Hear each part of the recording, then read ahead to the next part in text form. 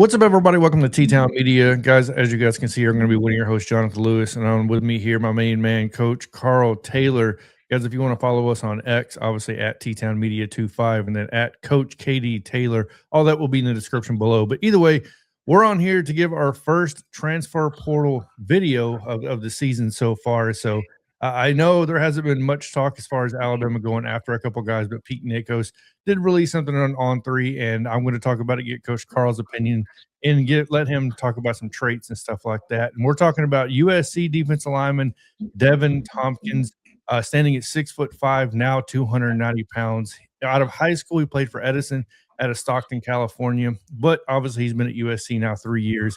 So he will be coming to Alabama, actually 4 years, as a redshirt junior with 1 year of eligibility left. Now, I will say this. I've been to multiple sites. Most of them had him as a redshirt junior. There were a couple that had him just as a junior. So, you know what I mean? But I'm going to go with the majority here and just say he's a redshirt junior. But just some information on him real quick. He's the number 16 total transfer portal ranking so far. Obviously, this is going to kind of mix up a little bit. The more people that get added, as we're going to see this in the next couple of weeks. But he's considered the number 2 defensive lineman in this class so far. Some 2025 stats at USC: 31 tackles, 6.5 tackles for loss, 3 sacks. And as far as where he plays on that defensive line, he plays primarily, most of his snaps came in as a B gap guy.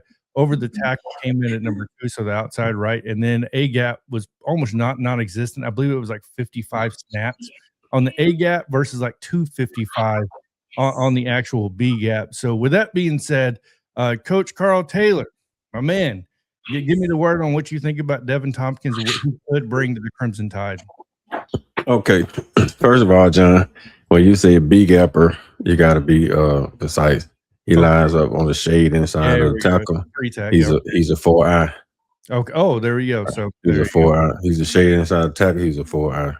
If he's dead inside of the gap, like dead in the middle of the gap, he's a 3-tick. Yeah. So those are the difference. So either he's a 4-eye or he's a 3-tick. Mostly he's lined up as a 3-tick, which a lot of people say B gap, right? Yep. He B gap control. He's a 1 gapper. He's not a 2 gap guy.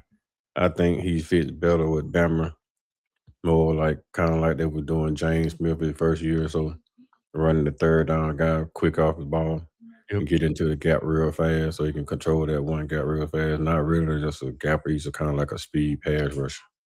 But he can beat a guy into a gap. He can split the guard and the tackle and get there first. Or, demand a double team, which lead the linebackers free. So that's kind of where he probably fit in Alabama. I don't know so to say he's a 3-down type of guy because of his size. SEC competition is a little bit different. You got you 290, that's a D tackle in the SEC. You kind of get washed down unless you're a freak like Quinn Williams was. He had the speed like Quinn Williams. He had the speed like James Smith. But is he a dog like James?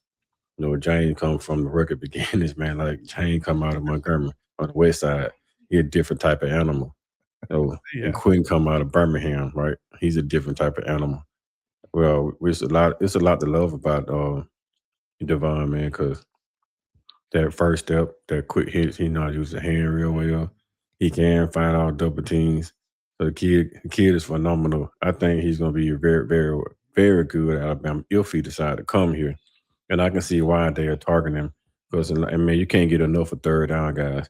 The biggest conception that we got right now is that we can't get pass rush, right? And so if you can get interior pass rush like we do with James, and you get a guy like that mixed with London Simmons in the middle, on 3rd down, and especially on 3rd and short, 3rd and long, we get somebody that flies off the ball real fast. Then you already got your guys on the edge coming back. Hopefully, Keelan Keeley return next year. We should have some Keelan Keeley and some other guys coming off the edge. We'll still be able to solidify our defensive line with a kid like this. So with that being said, so Pete Nakos, the quote from him is going to be sources have told on 3 to keep an eye on Alabama, Oregon, and Georgia at this point for Devan Thompkins. He posted 3 sacks this season. Like I said, already gave his information when it comes to that. So it is a competition. It looks like heavily between us, Oregon, and Georgia as of right now. Obviously, things can change. He won't be able to commit like any of them until January 2nd, which is the opening of the transfer portal from the 2nd all the way to the 16th. So Yeah, there's a lot to like in him. I think Kane Womack, this is kind of right up his alley when it comes for the defensive line. I even hate to say it, it looks like right up his alley for the size of the guys we've been going after too, as well. When it comes to like you said, James Smith, obviously known as the three tech, the guy that gets after the quarterback.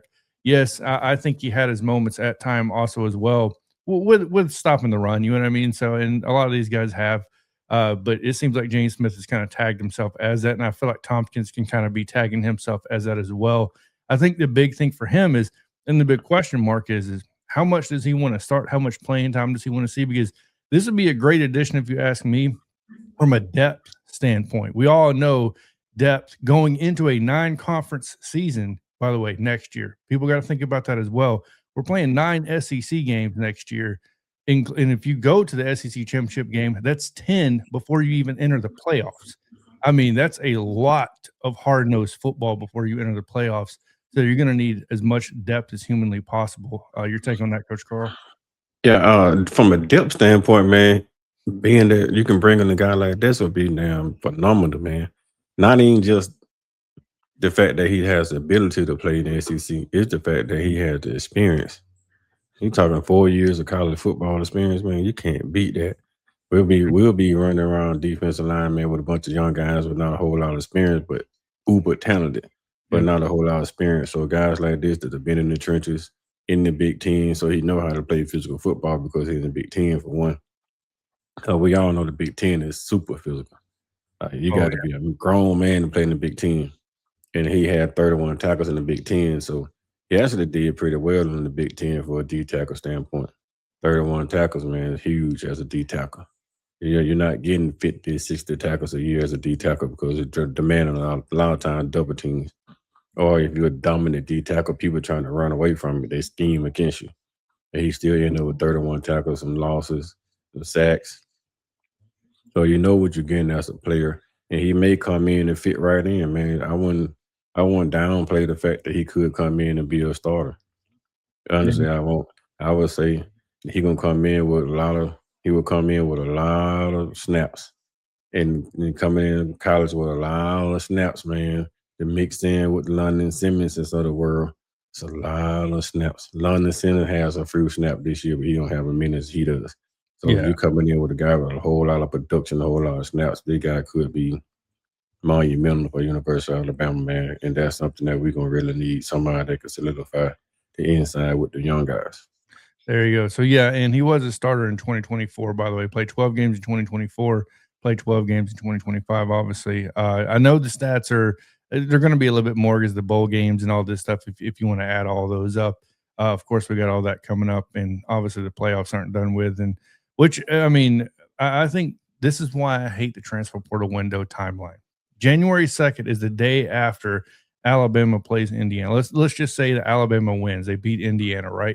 That means we're still in the playoffs in the midst of the transfer portal opening now for the next 15 days. Like, this has to change next season. There's no way. This brings, in my opinion, this whole staff to a disadvantage of the portal. Like, you know what I mean? So when you're thinking about it, these guys are prepping for a semifinal game essentially at that point if they do beat Indiana. And how much time are you going to have to get a hold of this portal? Right. So these guys in the portal and do what you got to do. I think that's why Kalen DeBoer is going to be leaning heavily on Courtney Morgan and those guys to make sure this gets done. So, but with that being said, any last words before we get off here, Coach Carl? Well, the thing about transfer portal as a head coach now with these general managers, man, them not worried about that anyway. There you go. So all they're caring about now is coaching, man. And Courtney Morgan and his staff would be doing all that. They'll do all the transfer portal stuff, man, figuring out who's going in, who's coming out. Yeah. So it's a lot around it. All the board should be focusing on is who he gonna have to play at that point. Developing his staff. Developing these players, getting these players set, ready to go Indiana and far on if they beat Indiana and continue their success in the playoff. They just focusing on that, and Courtney Morgan and his crew is focused on transfer portal, the guys going in, the guys coming out.